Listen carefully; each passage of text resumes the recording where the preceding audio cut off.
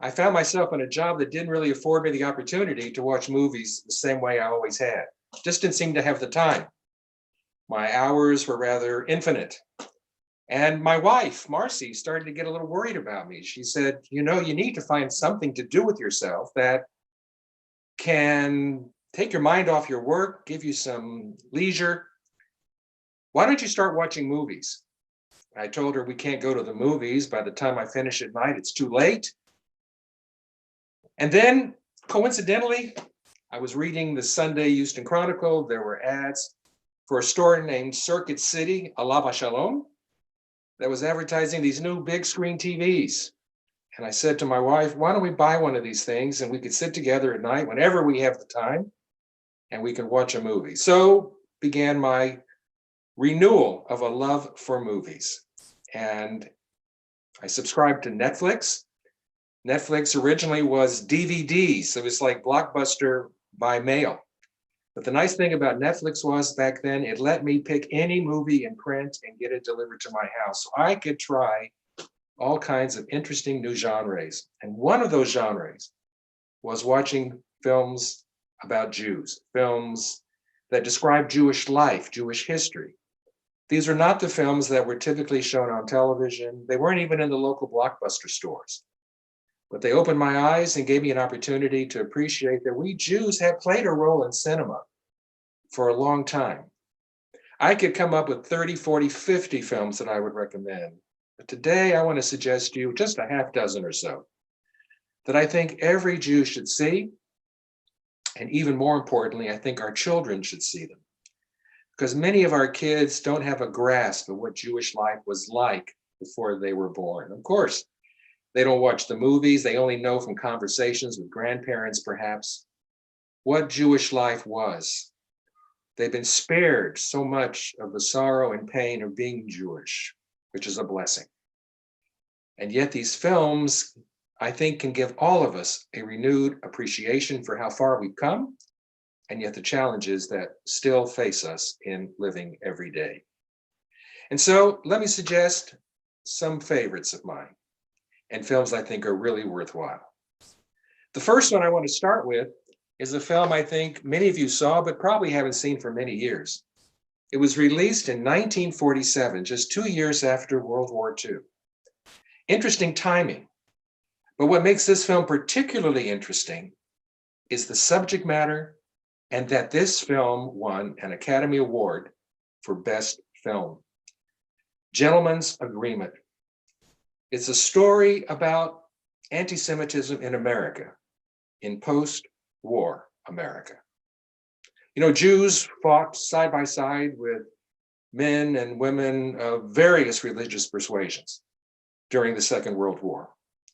But there was always an undercurrent of anti-Semitism, even in the ranks.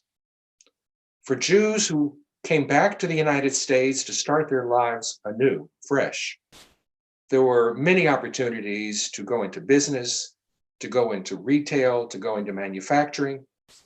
And yet there was no question that in 1947, there was still latent anti-Semitism. And some of it wasn't even latent. If you had a passion for engineering and wanted to go into the oil business, you would find there'd be very few doors open to you. I had a friend in school back then. This is after I was already 6, 7 years old. This is almost a decade after 1947. He was a friend whose father was in the oil business, and they had a little ranch outside of Houston in Conroe. And he invited me to come spend weekends with the family several times, then stopped. And I asked him once, why did I not get invited anymore? And he said, well, my father says you're Jewish. His father was anti-Semitic. He was very nice to me, but he just didn't want me around, and he didn't want me playing with his son. Anti-Semitism continues to lurk in the world today. It takes many different forms. We don't hear so much about Jews, except from those very right-wing crazies. But we hear a lot of anti-Semitism expressed through anti-Zionism, through hatred of Israel, through all kinds of little subtle jabs that are taken at us, sometimes in ignorance, but sometimes to make a point. Gentleman's Agreement is the story about a reporter not Jewish, who decides he wants to explore if anti-Semitism is really all that it's made out to be. And so in this film, he pretends he's Jewish, goes out into the world, and discovers for himself what being Jewish really meant in post-war America. With me today is Jennifer Rosenzweig, who was the program director at Beth Yeshurun, and she's going to push the buttons that are going to enable us to watch the trailer for Gentleman's Agreement.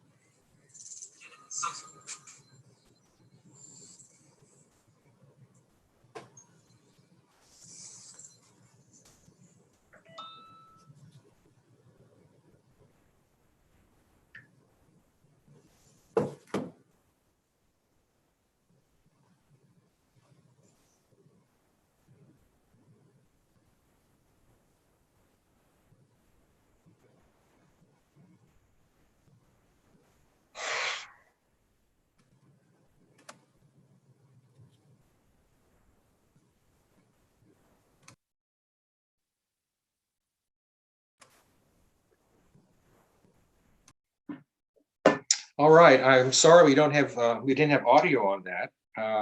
Let's hope we're more successful with the trailers that follow. I think the thing I would take from Gentleman's Agreement today is that too many of our kids are reluctant to stand up when they hear things that are said about Jews, when things happen that impact and affect Jews. They're very quick to be very reactive to offenses committed against others. I played a scenario once with my high school seniors, and I asked them, what would happen if you were a student on campus and somebody came to the campus and began speaking very racist kinds of language, talking about Blacks, African Americans, talking about Native Americans? What would be your response to having a speaker like that come on campus? And almost to a person, every student in my class raised their hand and said that they would fight against that. They would not allow that. That's shameful behavior, which should not be tolerated on a university campus. But when I raised the possibility of somebody like Louis Farrakhan, who is a noted anti-Semite, who's been invited to many campuses, if he was invited to come to the University of Texas and speak about his views, the students were mixed. Some of them said to me that they know of Louis Farrakhan, and he's doing a lot of good work for African American youth. And even though he might say some things about Jews, that's free speech. People are allowed to say what they feel. That's part of what makes a university great. And I pointed my finger at them and said, how can you justify a difference between a speaker who's racist, otherwise bigoted, and a speaker who is also racist and otherwise bigoted, but is talking about Jews? Is there a difference that would make you feel you should oppose one and sort of let the other slip by? Our kids, many of them don't appreciate that being Jewish is also sometimes a difficult place to be, even in a country that offers all the freedoms and experiences that we take for granted. Gentleman's Agreement speaks of a time that was back in the 40s, but it also, I think, sometimes speaks of today as well. Gentleman's Agreement can be found on Amazon Prime. You can rent it for a couple of bucks. It's also on iTunes, again, for just a few dollars to rent. You can also buy it on DVD. Or if you can find it somewhere to rent it there, rent it on DVD as well. Our second film today is The Ten Commandments, which was in 1956. I know everybody has seen Ten Commandments. Some of you have seen it multiple times. I know I have. And yet, this is a film that I could not help but include because I think it's one of the best 6 Jewish films ever made. Now, really, is it a Jewish film? It's as much a Christian film because Christians, of course, accept the Old Testament and especially the biblical stories from the Old Testament as opposed to the laws. But it is nonetheless, I think, a very Jewish film because it comes to the very core of what Jews value, Jewish history teaches, the founding of our faith. The celebration of our great holidays all revolve around episodes that are discovered and displayed in the movie The Ten Commandments. Pharaoh versus Moses, the burning bush, the plagues, the Exodus, the splitting of the sea, the revelation at Mount Sinai. Those are the themes that connect Passover, Sukkot, Shavuot. Even when we recite the Kiddush every Friday night, Zecher L'Tziat Mitzrayim, we remember our exodus from Egypt. The Ten Commandments is a way for us to go back and to see visually what we have read so many times from the Torah, from books. It's a very powerful film even today. Let's see if we have better luck with the trailer for the Ten Commandments.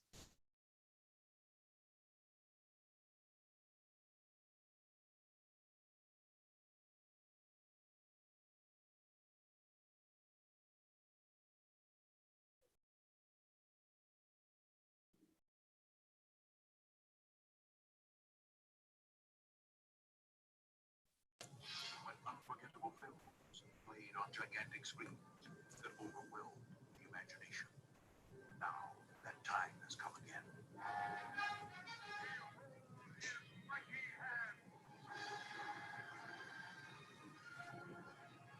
Paramount Pictures proudly presents Cecil B. DeMille, The Ten Commandments.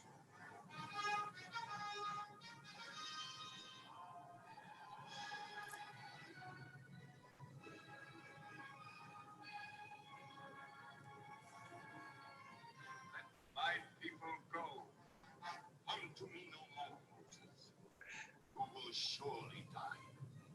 So let it be written.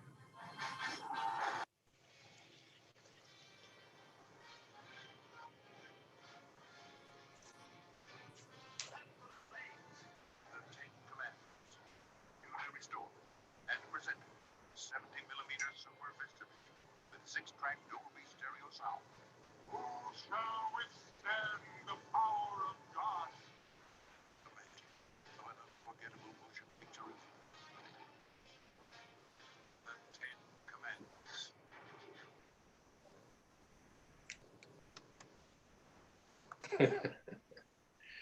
Now you have to admit that's great. That is one heck of a movie. And even when you watch it now, it's not the same as watching it on a big theater screen, but on our big screen HD TVs, it still makes quite an impression. And I think it's important that we see films like this, understanding that the film is not exactly as it is described in the Torah. There are a few characterizations that are way off. There are characters that have a role in the film that don't appear in the Torah itself. But the film enables us to do something that reading sometimes is difficult to do, and that is to visualize. When we read, we visualize what we think is being said. When we actually see it in full life and color and majesty and pageantry, it makes a different kind of impression on us. And it makes a particularly powerful impression on our younger people who have not really read the Torah story at great length. They know the story in principle, but to see the foundation of Jewish life come to life, I think is a very powerful thing. And our kids need to see this, and we need to see it as well. And I don't think any of us who has ever seen it will ever forget when we first saw it. When Cecil B. DeMille came out behind a curtain at the very beginning, welcomed us to the theater for what was going to be the most spectacular thing we'd ever seen. And I think he delivered. Yes, it's got some cliches and it's a little corny in places, no question about it, but it is quite a film. And it's our story and one worth watching again and again. You can rent it on Amazon Prime. You can rent it on iTunes, and you can buy the DVD or the Blu-ray. And of course, every spring at Easter time, which coincides usually with the Passover, of course, it usually shows on television. And you can see it again, though I don't recommend that particular presentation of it. 10 Commandments chopped up with commercials just doesn't cut it. Let's go to our next film. Our next film is one from 1959. It's The Diary of Anne Frank. Now, there have been numerous attempts to tell the story of Anne Frank on film, but the one I'm recommending is the 1959 edition, which was nominated for 5 Academy Awards, including Best Picture. It's a second Jewish film that was brought to that level of public respect and attention. It won a couple of Academy Awards for Best Supporting Actress and Best Director. Now, one of the things it does for me is it tells us what it was like for Anne Frank to be living in this cloistered environment in a way that doesn't always come through even when you read the book. Let's remember, the book is a diary. The book tells us what thoughts were going through Anne Frank's head. It's her description of things, of her experiences and her thoughts, her wisdom, even at such a young age. But there's no pictures in the book, of course. There's no photographs to show us the environment in which she was sitting at her desk writing those words. The real impact of the movie is less the words that she wrote than the experience she had with her parents, with the friends, her family, who were all in this claustrophobic environment for so long. Some of us can appreciate a little more today what it is like to be locked in. But of course, what we are going through with the coronavirus today in 2020 can hardly be compared. We say in Hebrew, lahavdil, such a difference between what she experienced with her family in the annex in Amsterdam. But it's a powerful film. Some of you may have had the opportunity to go and to visit the house in which Anne Frank and her family lived during this period. And the first impression I had when I went there was as cloistered as I thought it was from watching the movie, and of course from my experience reading the book, to actually walk into that set of rooms and to see just how small they were, how confining they were, how little space there was to barely move, let alone live, just reinforced for me the power of the Diary of Anne Frank. And I think this movie in 1959 captured beautifully the heart and soul of this young girl and the terrible experience that she had in those horrific days. Let's watch the trailer for the Diary of Anne Frank.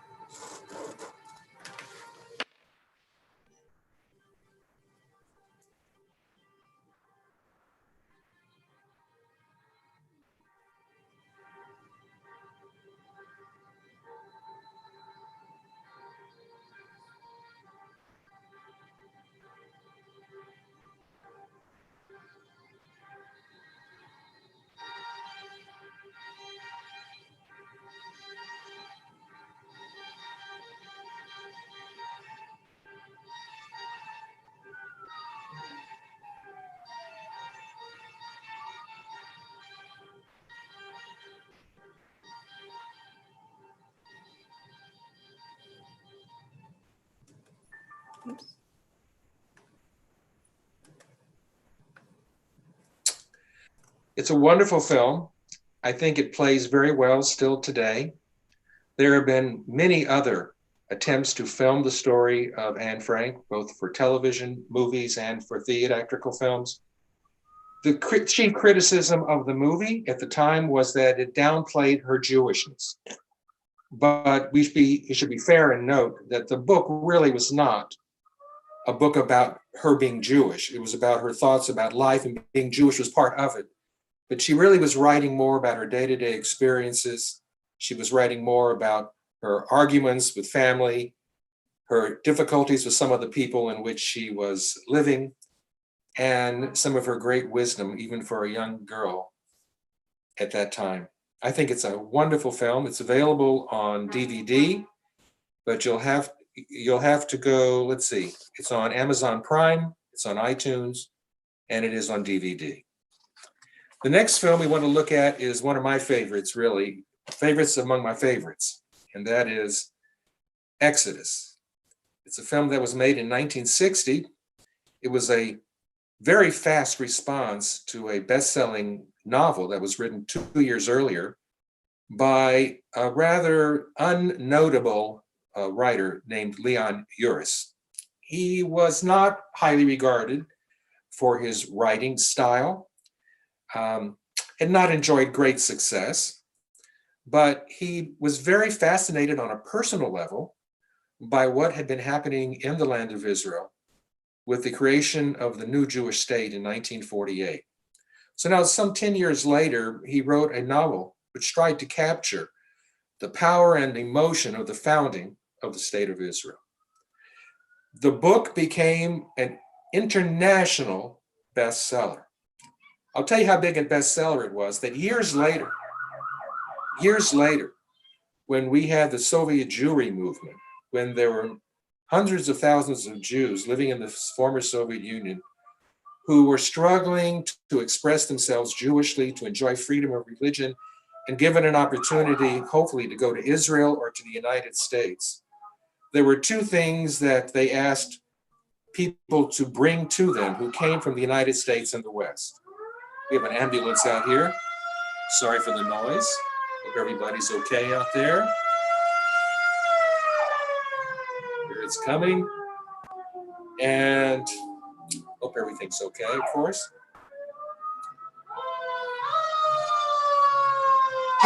My goodness.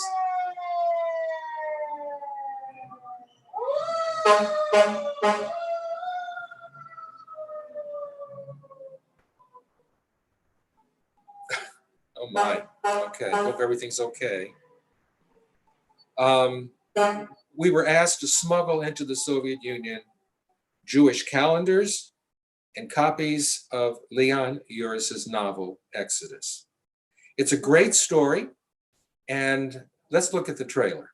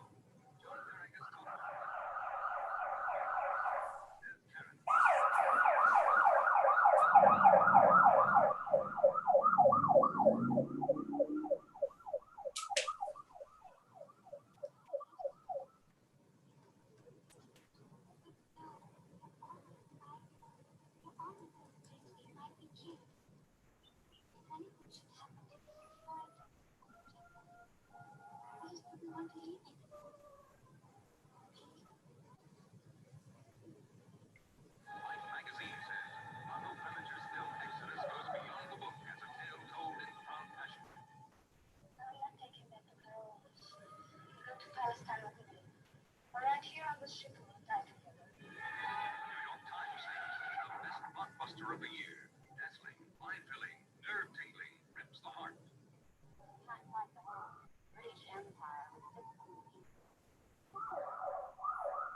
Managed to have at Concord the day they fired the shot heard around the world.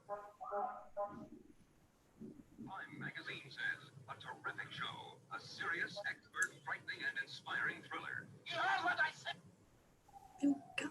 Why'd you keep doing that? Fight! Look back! Fight!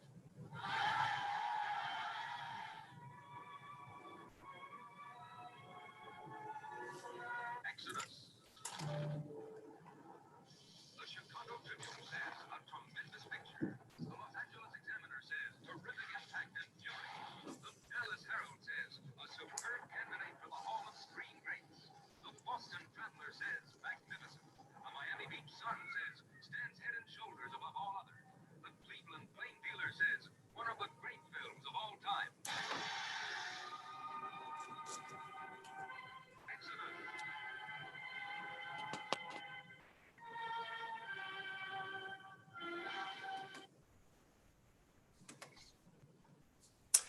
Well, does that stir you up?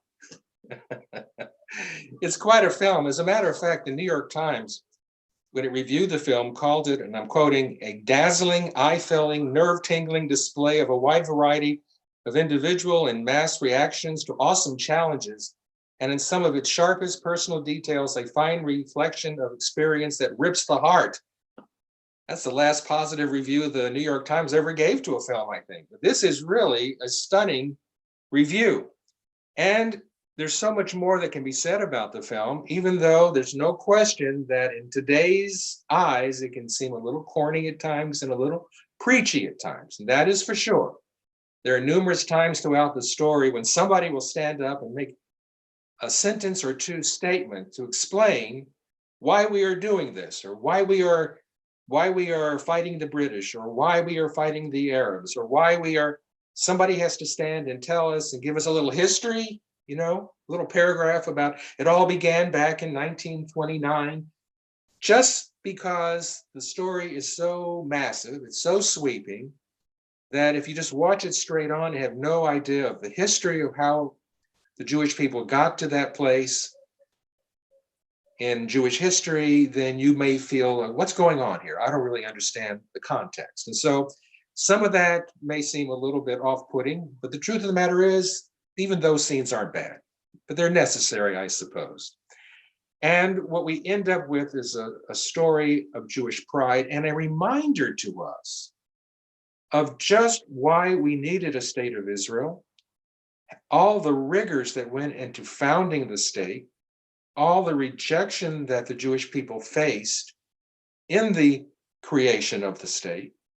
And I think we need that kind of historical perspective because those very questions are being asked still today, some 70 years later. What is it about the Jewish people that they are entitled to such a state, need such a state, have the right to fight for this state? Exodus gives us the foundation that so many of us have forgotten and lost. And some of us, like our children and grandchildren, never had. They look at the news, they see what Israel has done today, no context at all, no idea how long this struggle's been going on, no idea why Israel was created, no idea about the terrible challenges Israel has faced ever since. I think it's an important film to watch even today, and it's certainly worth watching on the biggest screen you can find. Leon Uris's Exodus can be bought on a DVD, but you'll have to go on eBay to find it. The movie is out of print. It's not to be found on any of the streaming services. It's simply unavailable, and you can still buy it, cheap copies, on eBay. All right, let's go to the next movie. Very different kind of film. This is a film that was released in 1990. It's called Avalon. I think Avalon is one of the best films to describe the Jewish experience in early American Jewish history. It's a story about a family that comes from Europe, from Poland, never explicitly defined as Jewish, described as Jewish, and yet there are intimations of the Jewishness of the family throughout the film. And there's no question that it has been interpreted to be a Jewish family, extended family, making its way in a new country in the new world. It's a multi-generational story. Grandfather, children, grandchildren, all coming to grips with the reality of what it is like to live as a Jew here in this time, in the early 19th century, early 20th century, forgive me. Okay. It's mostly an autobiographical story about a specific family, but it comes to talk about issues of assimilation and modernity. It's an amazing, beautiful, tender story about our grandparents and great-grandparents and the challenges they faced in deciding who is a Jew in a land where you are just starting out and establishing the rules in society for the role of Jews. Let's look at the trailer for Avalon, 1990.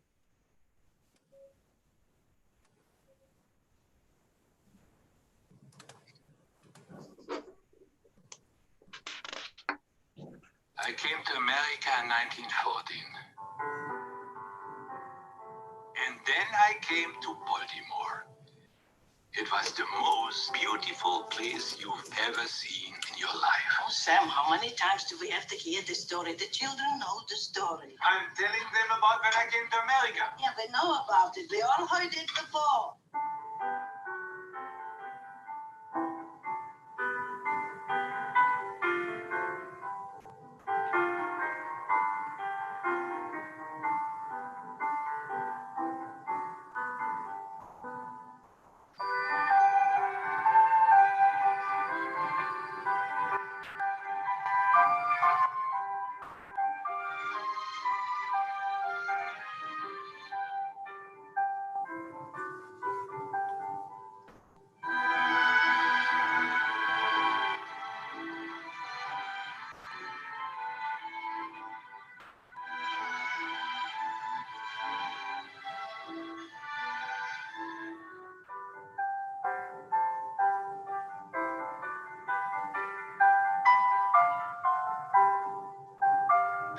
a dream called America in a place called Avalon.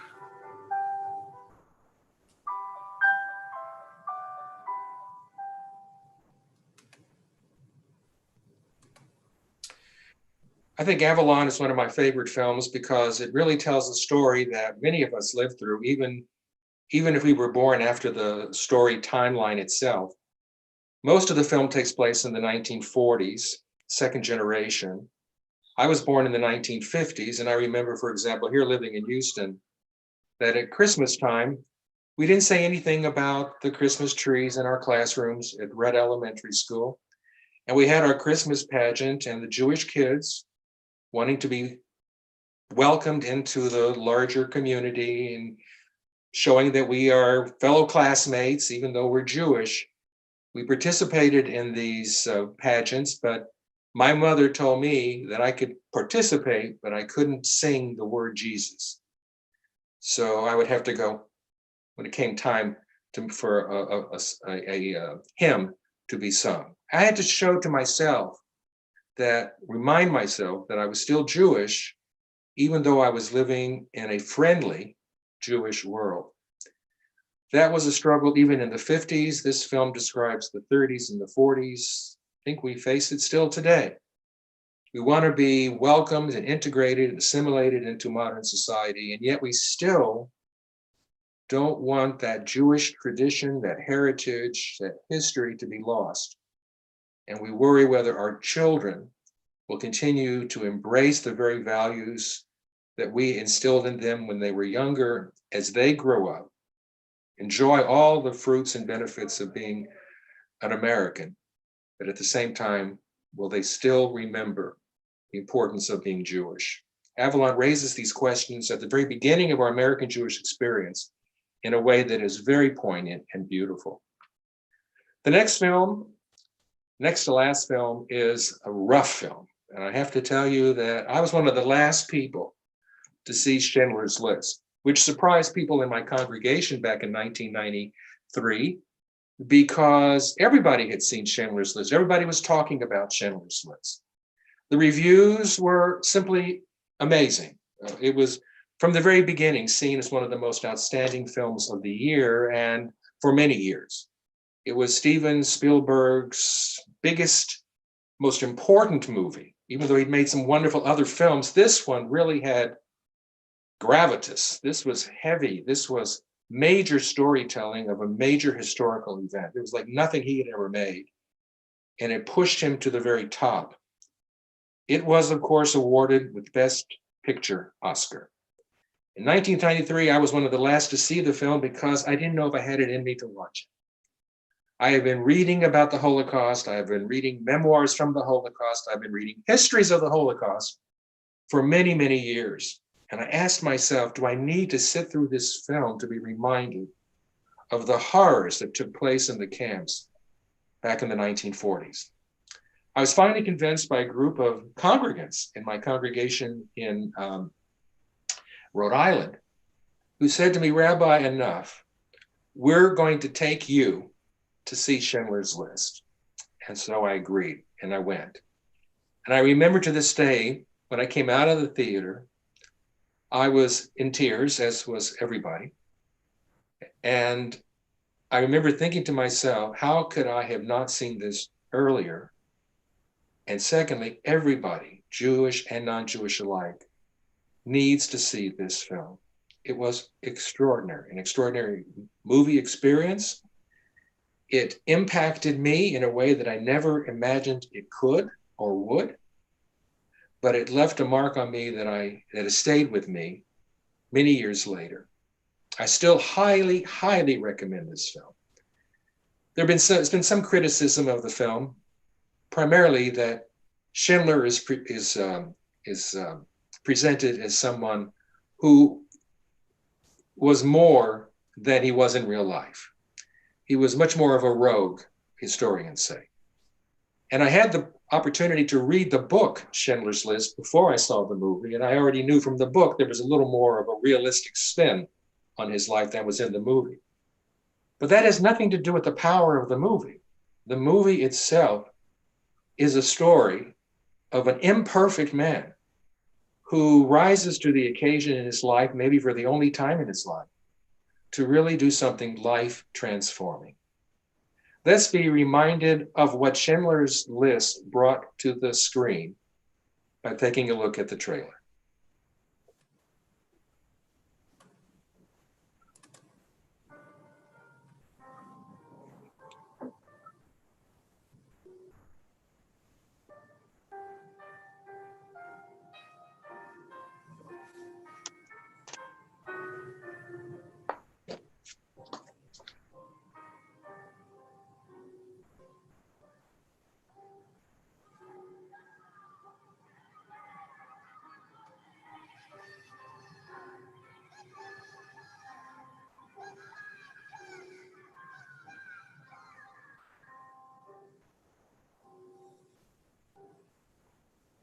I make sure it's known the company's in business. I see that it had a certain panache. That's what I'm good at. Not the work, not the work.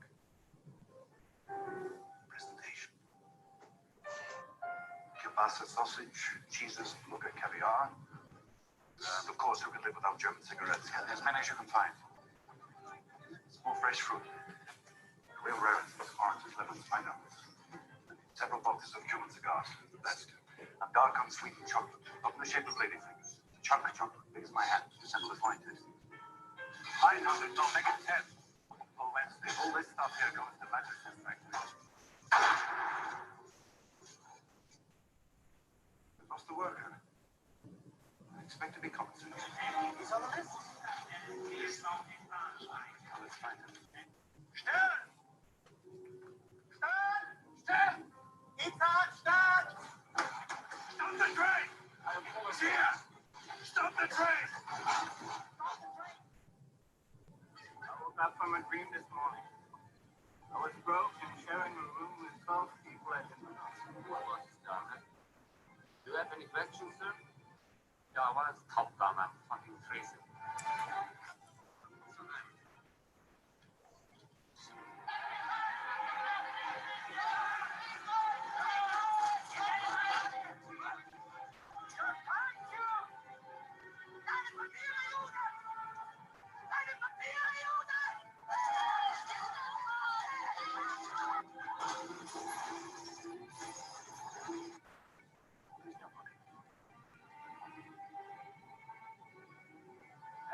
Every rack, carry that down back.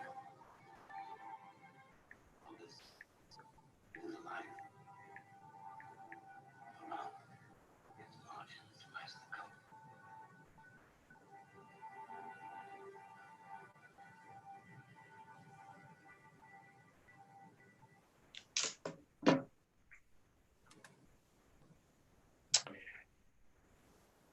Schindler's List was a revelation to a great many people.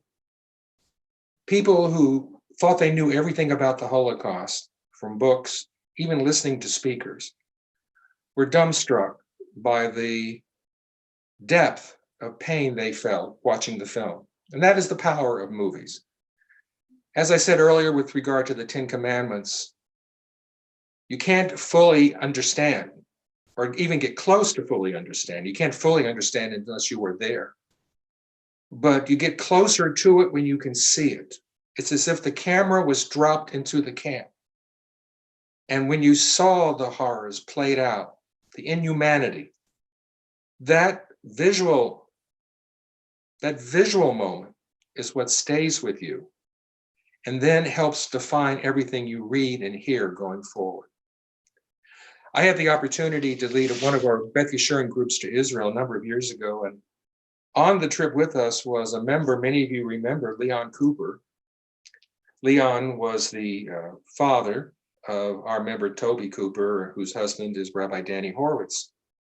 And Leon and his wife were with us, and he had asked before we left, could we please go to Israel and when we do see the grave of Oscar Schindler? So we went. It's right outside the old city. We had passed it many times on earlier trips. I never realized that it was actually right there. You walk across the street. When we came down to the grave of Oscar Schindler, it was covered with stones, people having left them there over the years, as we do in our own cemeteries to acknowledge that Oscar was visited that day, and obviously had been visited many, many times. And as our guide gave us a wonderful story of Oskar Schindler and reminded us of what Schindler's List had come to teach us, Leon asked if he could spend just a moment and say a few words. He started talking about how he was alive that day because of Oskar Schindler, that Oskar Schindler had saved his life and saved the lives of so many others. And at one point, Leon actually fell onto the grave and began crying out, "Thank you, Mr. Schindler. Thank you, Mr. Schindler." There wasn't a dry eye there. Even our guide, who'd been there many times, began sobbing. The story of Oskar Schindler is the story of what might have been had there been more men like him. Germans, Europeans, who had so many opportunities to stand up, to do something, to make a difference somewhere for some handful of people. We have the Avenue of the Righteous at Yad Vashem, and we marvel at how many trees there are planted in memory of those who saved Jews during the war. But we are reminded as well of just how many more trees there should be and should have been.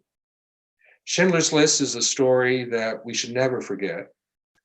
And as our children grow older and are able to comprehend and deal with the kinds of things the film so graphically illustrates, it's important for them to see this film too.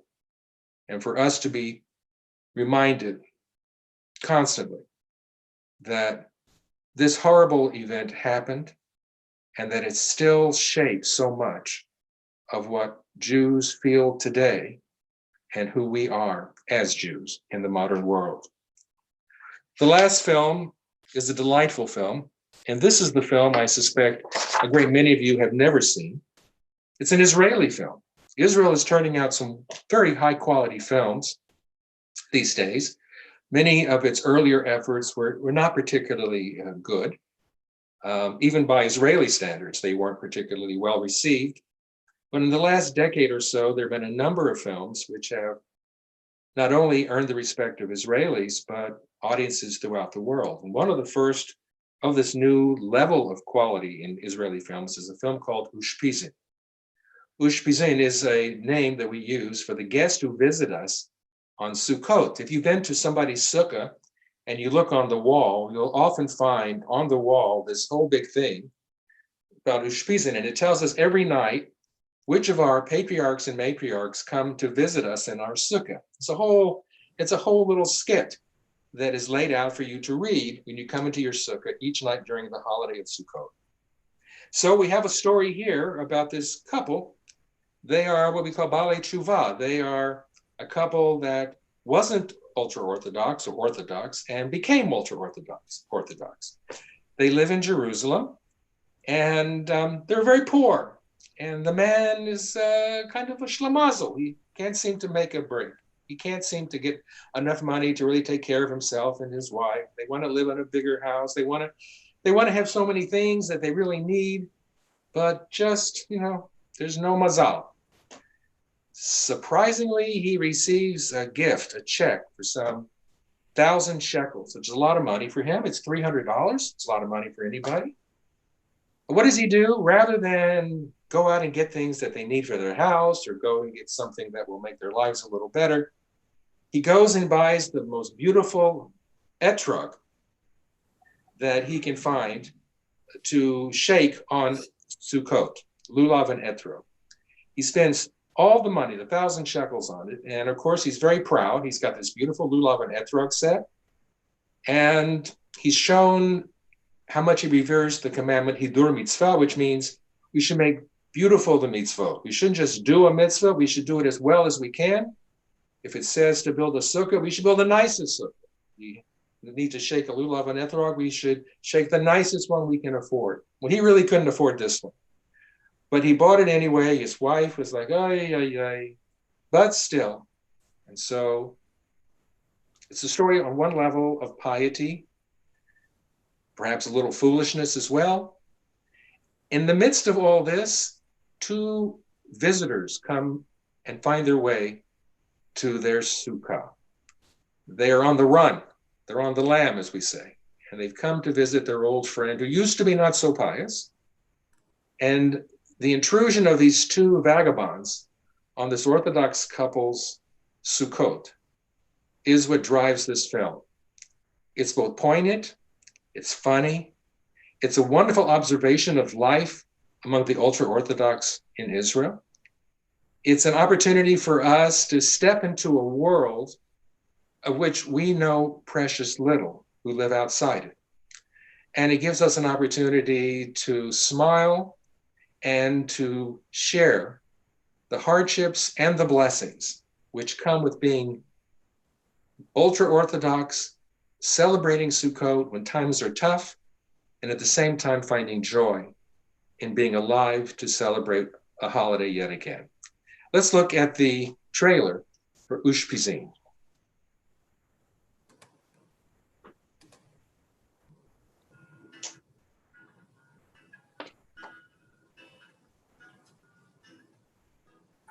They were out of luck, out of hope, and faith was all they had to hang on to. But on this holy week, where guests are considered a blessing, these two unexpected visitors bring with them a secret from the past. A secret that will test their love and challenge their faith. Now, only a miracle will turn their fortunes around.